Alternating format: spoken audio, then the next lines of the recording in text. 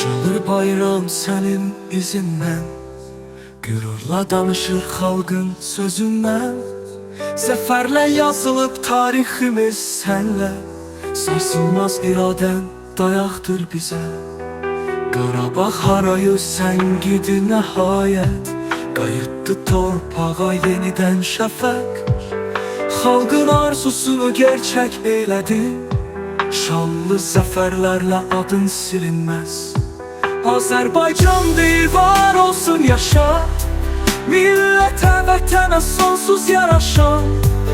Əbədi qalacaq bu haqqın səsi, Cənab Prezident vətənin nəğməsi.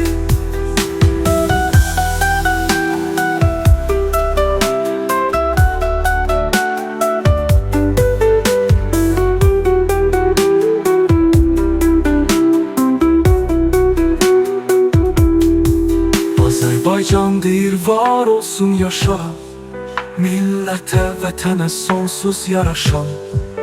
Əbədi qalacaq bu haqqın səsi, Cənab Prezident vətənin nəğməsi.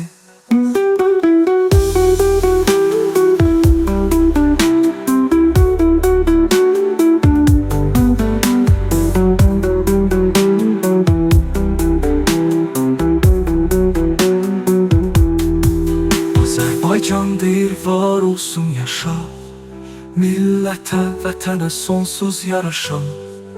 Əbədi qalacaq bu haqqın səsi, Cənab Prezident vətənin nəğməsi.